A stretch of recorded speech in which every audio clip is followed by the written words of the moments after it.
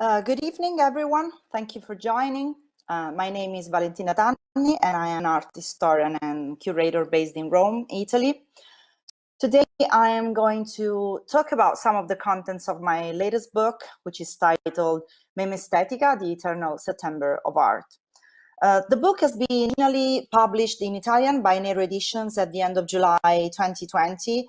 And today we're launching the Slovenian edition produced by Aksioma Institute for Contemporary Art in Ljubljana.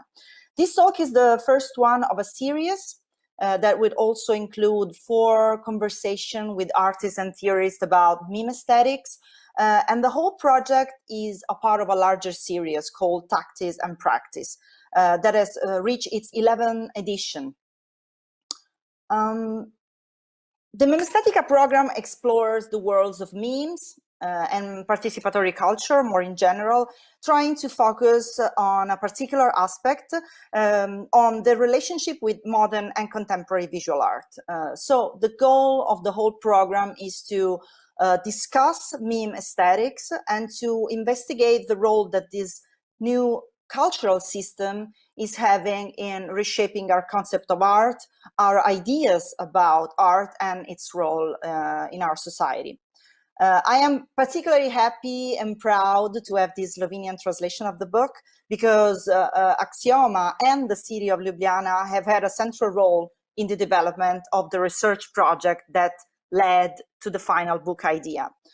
In 2014, in fact, I curated a group show in Ljubljana titled Eternal September, the Rise of Amateur Culture, also produced by Aksioma and hosted by 𝗧𝗵𝗲 Gallery. You can see the catalog here on this slide. And here you can also see the Italian edition of the MemesteticA book on the left and the brand new Slovenian edition in the center, with an amazing cover designed by the Clusterduck Collective. The Eternal September concept that would later become the subtitle and also the point of departure of the book was born in that occasion, in the occasion of that group exhibition. You can see a shot of the exhibition here, and it marked the beginning of my critical reflection on participatory cultures and on amateur artistic content online. This is another shot from the exhibition, with an installation by Italian artist Mauro Ceolin. But let's start by saying something about this Eternal September concept, this expression. So what does it mean and why is it important for the thesis that I try to outline in the book? The expression Eternal September is based on a comment sent to a Usenet group. That happened in January 1994, and the comment was sent in by a user named Dave Fisher, who is also a photographer and a video artist. And in that post, he wrote, "September 1993 will go down in net history as the September that never ended." But why 1993? Because 1993 was the year in which a big provider such as America Online began offering access to Usenet to all their customers, so virtually opening the doors of the net to everyone. Before then, so before 1993, most users inside the Usenet forums were university students. And that was a population that used to grow a little every year in the month of September. So September was the moment in which every year a new influx of users arrived inside the Usenet. And every time a new group joined the network, the community had to cope with their supposed net illiteracy, the lack of a so-called netiquette, and basically their behavior was considered potentially annoying and potentially dangerous for the quality of content and online discussion. But after 1993, so after the opening of the access to everyone, this influx of new users in the net became a permanent thing, a permanent phenomenon. So in that sense, we are still living in an eternal September. I mean, still today. So in the book, and of course also in the exhibition that came before it, I use this expression as a metaphor for the concept of access. It seems to me like a good expression to describe a phenomenon we are still experiencing, a phenomenon that is still ongoing right now. In fact, the internet access, which is now global, is still constantly growing. And to give you just a rough idea of the growth rate, in 1995, only 1% of the world population had an internet access. Now we have passed 60% for a total of almost 5 billion users all over the world. So the concept of access that is central must be intended in a very broad sense, though. I'm referring to access to information, but also access to production tools and distribution systems. And another really important consequence of this new situation regards the possibility for internet users to take part in communities, big and small communities. So when I talk about access, I also refer to the chance that the internet gives us of participating in communities of fellow creators, to the exchange content and information between different users in different parts of the world. And this is a very important aspect to consider in order to understand the nature of participatory culture and also of memetic culture, which is all about conversation and exchange between users.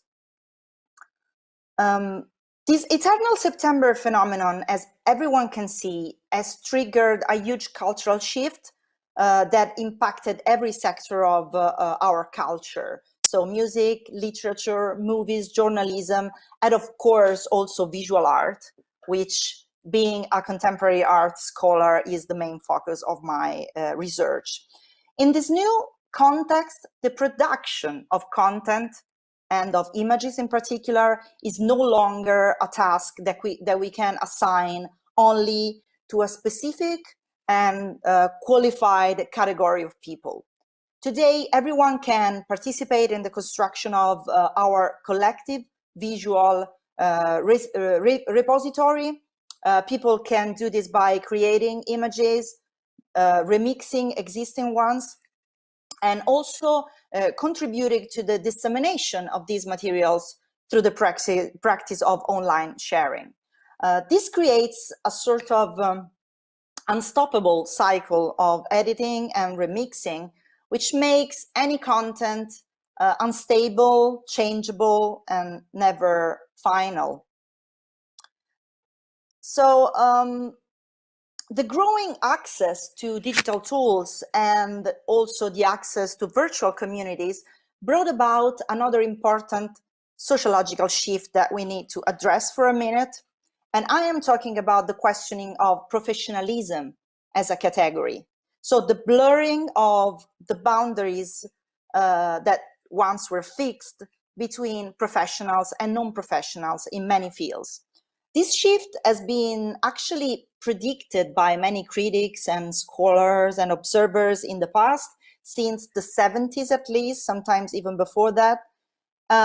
For example, the late 𝗤𝗏𝗏 wrote about this concept and this event in the SIGGRAPH catalog in 1982. You can see the quote from the text here. He wrote, "A tool is mature insofar as it's easy to use, accessible to everyone, offering high quality at low cost, and characterized by a pluralistic rather than a singular practice, serving a multitude of values." Professionalism is an archaic model that's fading in the twilight of the industrial age. So, as you can see, he recognized a very profound change in the cultural system that was not really that visible at the time as it is now, but it was surely already coming, showing its first signs at the horizon. He understood that he understood very well that accessibility was key, and that computers would have become powerful and flexible tools adopted by a large number of people for many different purposes. And of course, and with this we get to the title of the book, 𝗩𝗲𝗍𝗧𝗧, which in English could be translated in meme aesthetics. Of course, if we observe and analyze the consequences of this new cultural framework from our contemporary point of view, it's very clear that internet memes in all their different forms and declinations are the hot core of this new participatory cultural ecosystem. So memes as cultural objects are cultural objects that in the course of the past 20 years evolved into a proper language.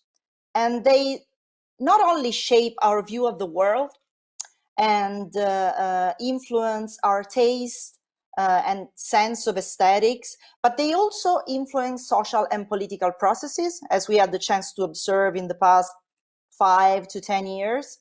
So today we are living in a new environment in which the construction of culture seems to happen through collective and popular participation. We are taking part in a universal game of content manipulation that is made of wild appropriation, endless remixes, and a very bold and continuous resignification of content.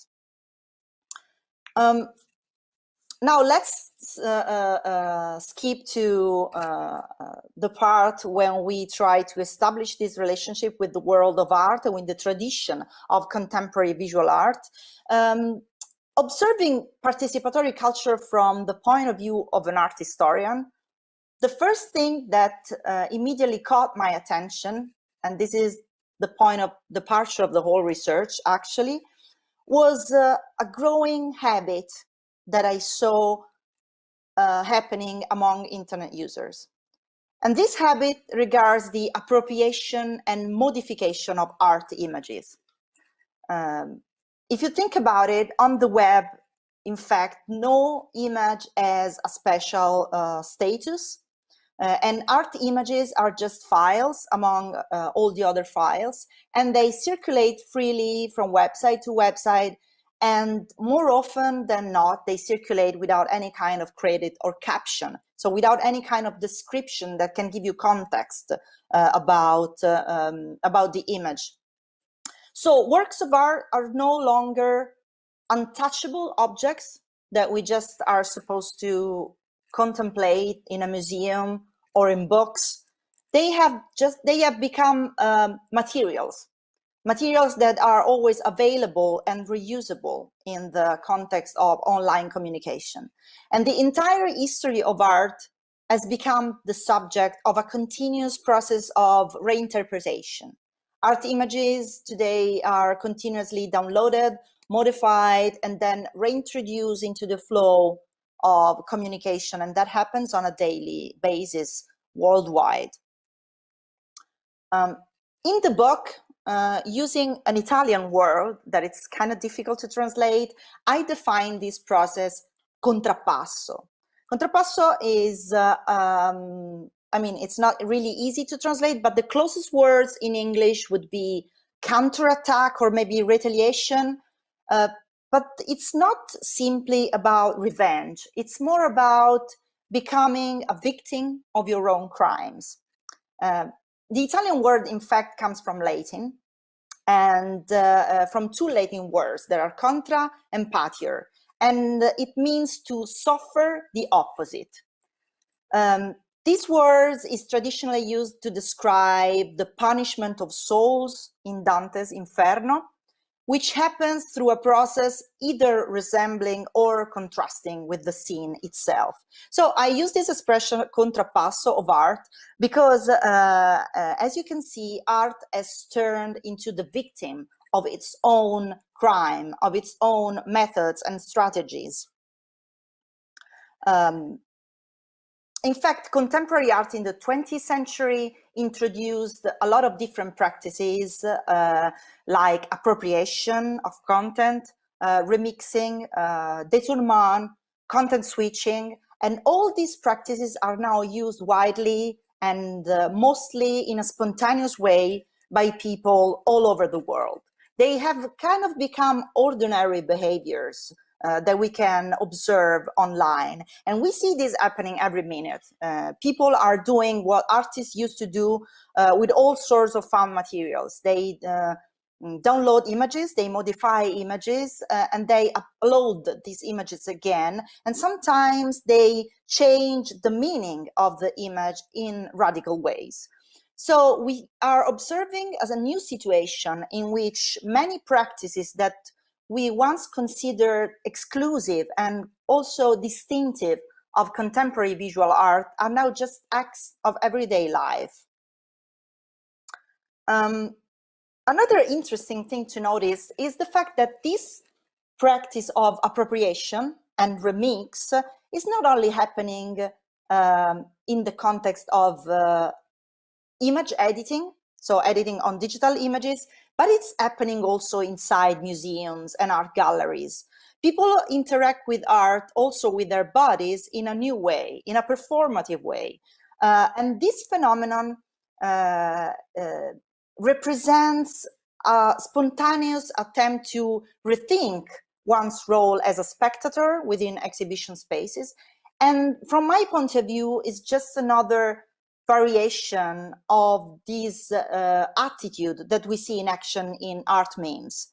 So the old reverential attitude towards art has been abandoned forever. The work of art is no longer a sacred object, but it's rather a spark that can lit the fire of creation, leading to the production of new images, new gestures, new languages. And related to this, we can also define another concept that I address in the book, and that is very useful to understand this new situation. And so, as I already said, today we're seeing more and more people outside the world of art that are adopting, and this happens mostly unknowingly, practices that seem to draw directly from the tradition of the avant-garde.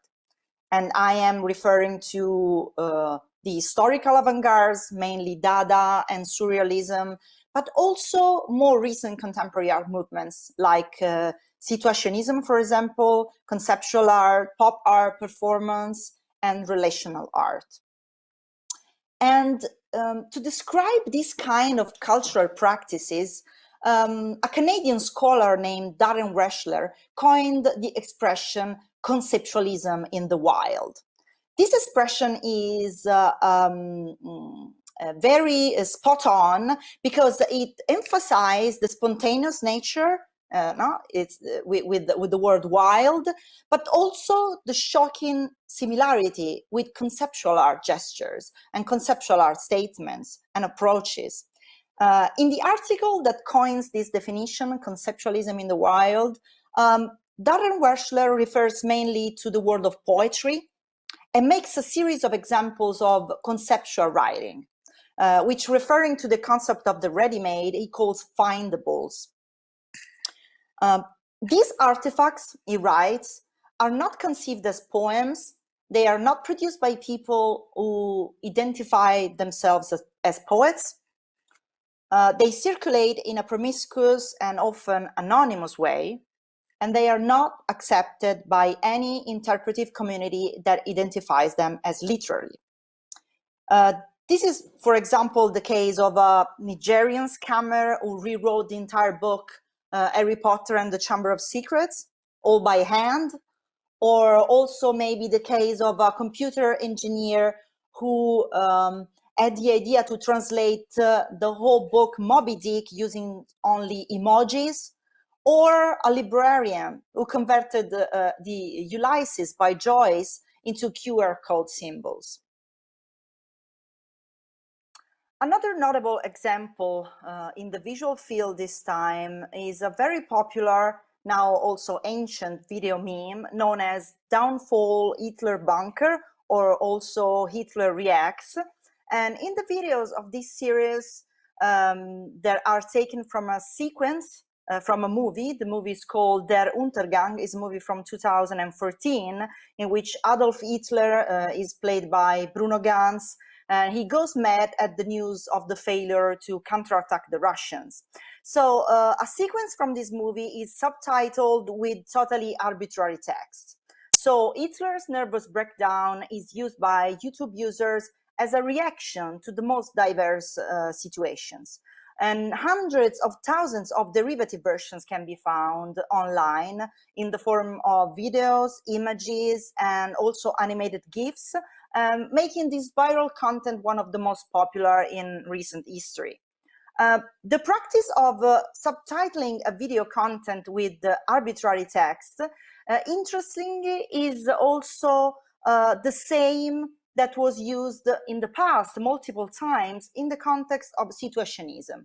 For example, it is the case of 𝗕𝗏𝗏𝗍𝗏 that was implemented in 1974 by a situationist writer and director named René Viennet on a Japanese movie named 𝗕terrifying Girls High School. The resulting movie, that was also renamed, retains the original sound, but has new French subtitles that aren't in any way a translation of the original script. So it's basically the same thing that we see happening with the Hitler meme. But we could also mention other examples, like, for example, another conceptual practice that is very widespread online, that consists in shooting and collecting everyday self-portraits. I'm sure you are familiar with this practice. And this is an attempt to kind of visualize the passing of time through the use of photography, and especially self-portrait photography. And this practice has been adopted a lot of time in the past by many contemporary artists, like, for example, Roman Opalka, but also 𝗕cie 𝗍𝗂𝗏. But we can also mention the genre of slow TV, which is also very popular on YouTube. Slow TV are basically broadcasts that document daily events in real time without any kind of editing. Like, I don't know, broadcasting train journeys that last 7 hours, 10 hours, or cruises that last 100 and more hours, or just broadcasting a fixed shot of a fireplace for entire days. And that, of course, can be related to the work of many modern and contemporary visual artists, like, for example, the work by Andy Warhol. But for sure, the most fitting artistic reference for our contemporary practice of image manipulation is, of course, and I already mentioned it a couple of times, the situationist 𝗕𝗏𝗏𝗏𝗏. 𝗕𝗏𝗏𝗏𝗏 is a practice in which you basically steal an image and modify it in order to hijack its meaning. Just exposing often very different components, both in terms of context, maybe putting together high culture images and popular culture images, but also mixing things chronologically, maybe mixing past and present references together. And this method is explained very clearly in a famous text of the time, which was written by Guy Debord and Gilles Wallman in 1956. The text was called A User Guide to 𝗕𝗏𝗏𝗏𝗏. You can read here, any elements, no matter where they are taken from, can be used to make new combinations. The discoveries of modern poetry regarding the analogical structure of images demonstrate that when two objects are brought together, no matter how far apart their original context may be, a relationship is always formed.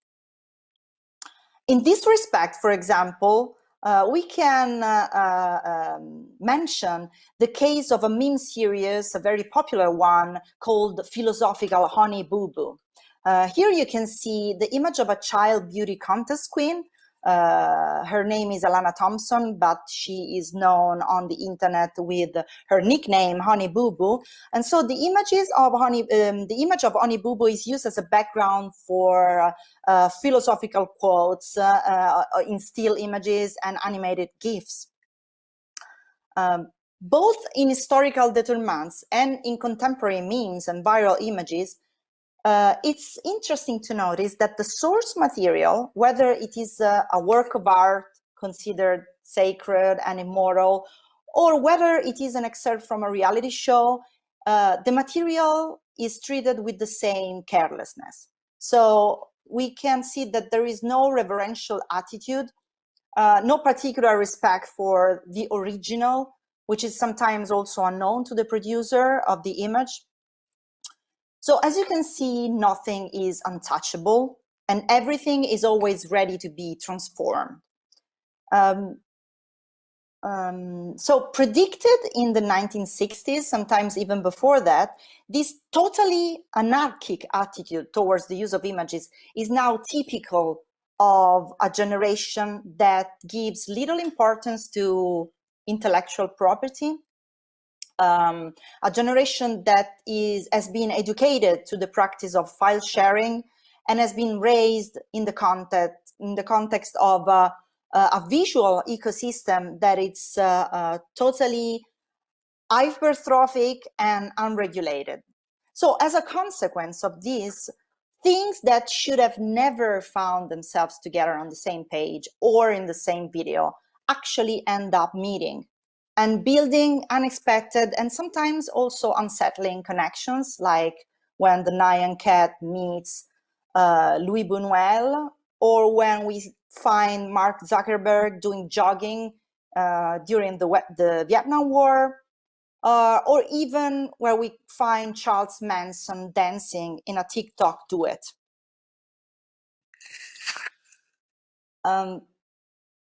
As you already saw in some of the previous examples, memes can also be performative, and this is a very interesting kind of memetic content that is most of the time has been overlooked in the studies about memetics. The planking fad, for example, brings to mind the actions of artists such as Bruce Nauman and Charles Ray. These are actions that, of course, have no other purpose than just to stage the expressive capabilities of the human body, generating bizarre and unexpected situations. These kind of actions can be interpreted as also as an attempt to escape from the monotony of everyday life by inserting an element of absurd, so performing a useless gesture that nonetheless seems to acquire meaning because we can contextualize this gesture within a chain of similar gesture. So within a community of people performing together all over the world, the same gesture. And these gestures are somehow the same, always the same, but they are also all different one from each other. Here you can see another example. This is 𝗏 another and the falling meme, which is another very popular performative meme. And another interesting case study about this topic of performativity is the ASL Ice Bucket Challenge. Maybe some of you remember that. The Ice Bucket Challenge was an activity that took place almost 10 years ago now. And it involved the pouring of a bucket of ice water over someone's head.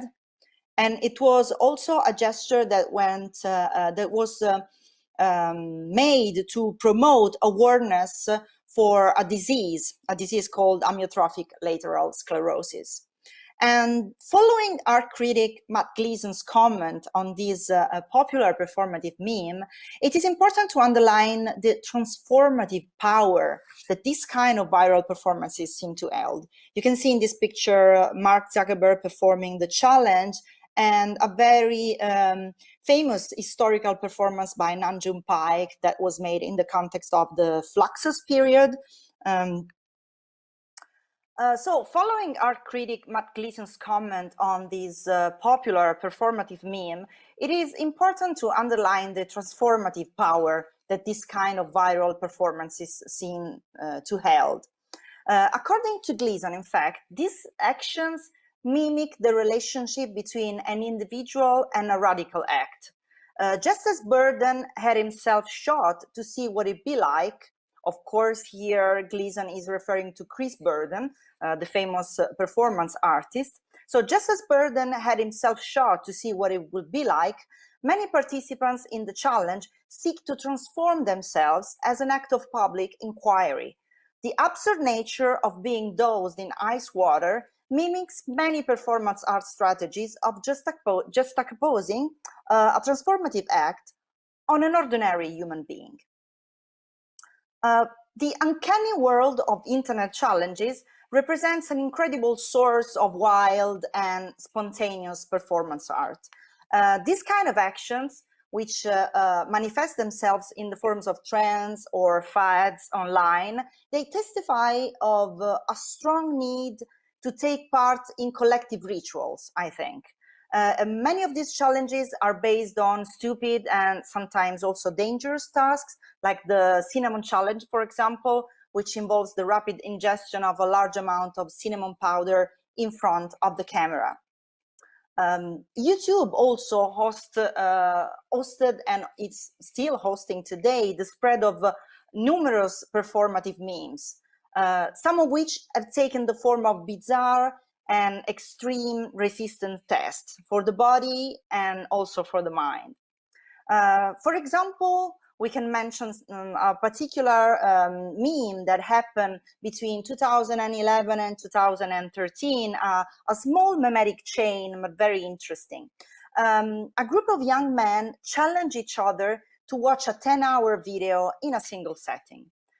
It all started in December 2011, when a user named 𝗍𝗲𝗃, you see him in the picture, uploaded a reaction to the famous viral video Nyan Cat 10 Hours. And during the performance, you see him sitting at his desk in front of the computer screen with a big clock on his side, just staring at the screen and staring at this video that just shows a repetitive flying cat sequence for an unsustainable amount of time. The curious thing is that after a few months, another user under the name of Alexander Rhodes also films himself while he watches the 𝗍𝗲𝗃 video reaction for 10 hours. And the vertiginous performance did not stop there, because in April 2013, another user named Andrew Hall uploaded a video in which he watches Alexander Rhodes, that watches 𝗍𝗲𝗃, that watches Nyan Cat for 10 hours.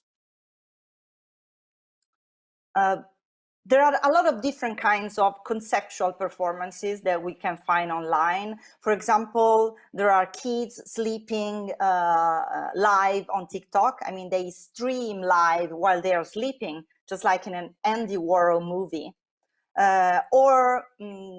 Always on TikTok, we see people building huge memetic chains that take the form of musical concerts, improv performances, and sometimes even collaborative musicals and collaborative movies. So following a definition that was coined by a British sociologist named Paul Willis, he is the author of a very interesting essay titled Common Culture. In this essay, he basically rejected the choice of relegating art to a separate universe. And he claimed the existence of an aesthetic that it's rooted in everyday life. He calls it grounded aesthetic. So following his definition, we can describe these actions as spontaneous expression of symbolic creativity. Willis wrote, we insist that imagination is not extra to daily life, something to be supplied from disembodied art. It is a part of the necessariness of everyday symbolic and communicative work. This kind of expressive impulse, which is intertwined with the practices of consumption and reception of mass culture products, has received an enormous boost from the spread of digital devices. So the result of all this situation is, from my point of view, a growing ocean of wild art that is completely absorbed within the flow of human existence, and then it's programmatically shared with the world through the web, and in particular through social networks. This kind of expressive impulse that Willis describes here, which is now intertwined with the practices of consumption and reception of mass culture products, has received, of course, an enormous boost from the spread of digital devices. So the result is what I call a growing ocean of wild art that is completely absorbed within the flow of human existence.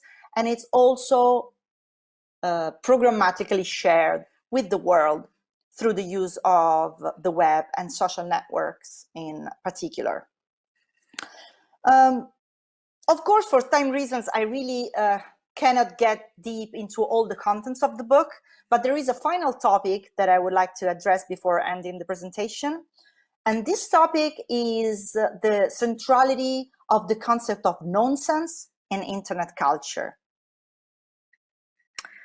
In fact, nonsense, weird, and also absurdist content have been a consistent trend that it's very visible on the internet and for many years now.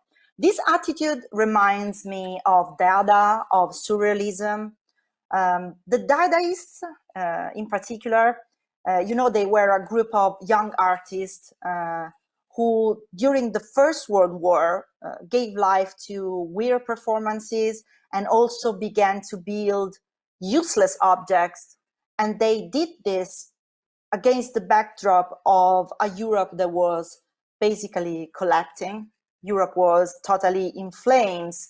And so in doing that, they were kind of declaring the impossibility of producing actual meaning in the face of the absurdity of human violence.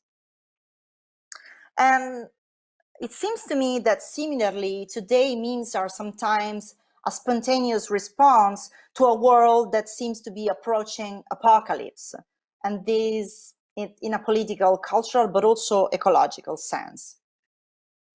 And the internet has, in the last 10 years, has multiplied our opportunities to come in contact with nonsense, but also to generate nonsense ourselves. And that happens mainly because the internet favors the drift and the free association of ideas and images.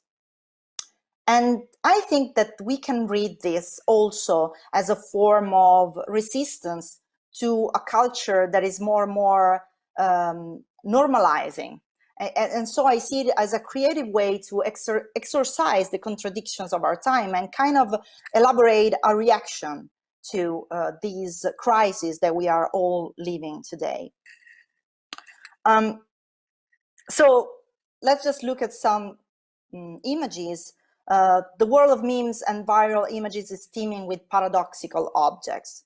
And these images testify to the birth of a specific taste for this genre of images.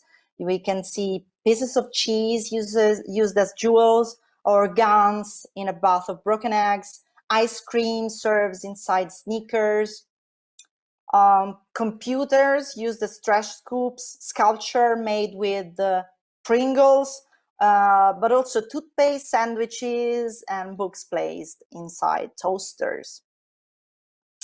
The practice of accumulation also enjoys a great popularity. So you see cars full of bananas, bathtubs that house mountains of donuts, and beds submerged in pizza boxes. But the absolute reign, the kingdom of this kind of conceptual absurdist content is for sure Reddit, a social news and entertainment site where users can open discussion forums on basically anything, and they do. And here, conceptual and weird subreddits are very, very popular. Like, for example, there is the Nothing subreddit, which contains literally nothing and counts more than 20,000 members, but also other very weird performative subreddits, like, for example, the bread staple to trees subreddit, and it's very self-explanatory. People kind of staple bread slices to trees, or the subreddit, and the list could go on and on for days. But there is a particular meme that I would like to mention to finish this brief analysis about the concept of nonsense and weirdness. In July 2020, just in the middle of the pandemic, a deeply philosophical meme went all the rage. And I'm talking about the everything is cake meme. This is a meme that basically pushes people to reconsider their certainties about reality. And so the question that it triggers is, what if everything has been cake all this time and we didn't notice? The meme started with from a video that depicted some hyper-realistic case sculpture that was posted by a very popular website named BuzzFeed, and it was titled, "These Are All Cakes." The video went rapidly viral, and it triggered an apocalypse of memes about people not knowing what was real and what was cake. What I find fascinating about this meme is that in a period of incredible difficulty, period of fear, uncertainty, these memes, this kind of meme really seems to resonate with people, prompting them to build images and videos that are not just funny. They use humor in a way, but it's a very weird kind of humor. But they use humor to engage in an artistic way with the disorienting reality we were suddenly confronted with the difficulty in giving an interpretation to the reality we were living in.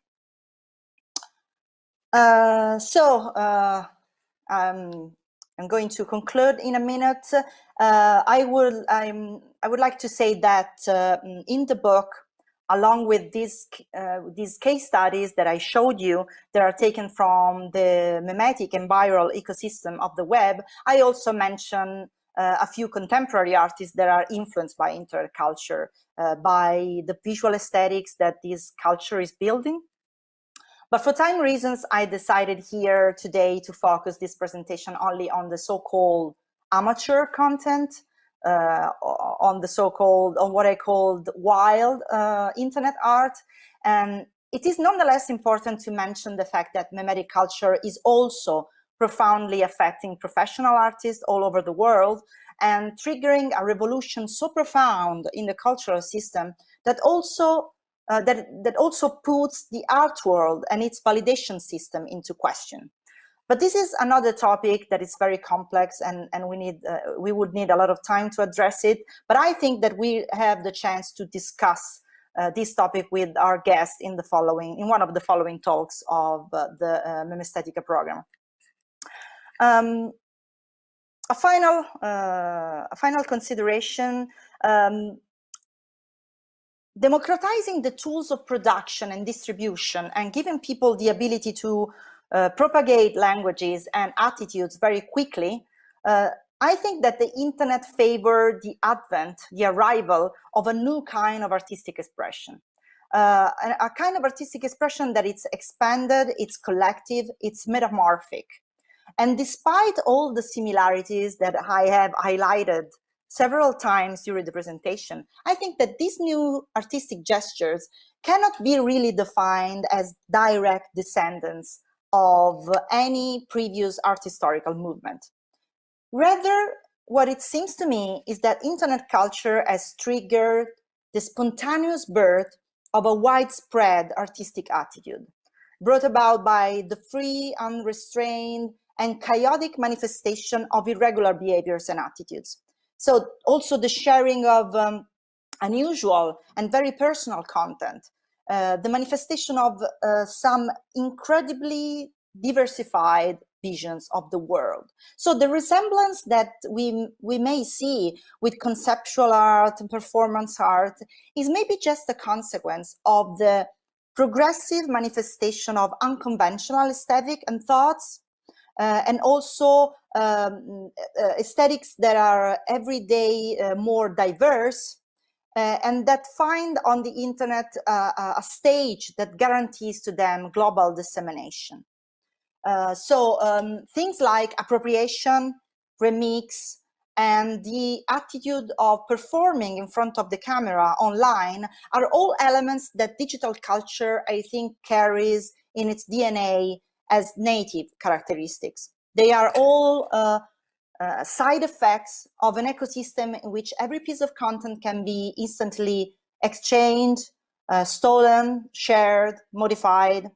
A cultural ecosystem in which the barriers between author and spectator have collapsed, and where anyone can show themselves in front of more or less large audiences. It is interesting, in the light of what has been described, to reread the concept of art amusement, which is a concept that has been coined in 1965 by an artist named George Maciunas, the founder of Fluxus.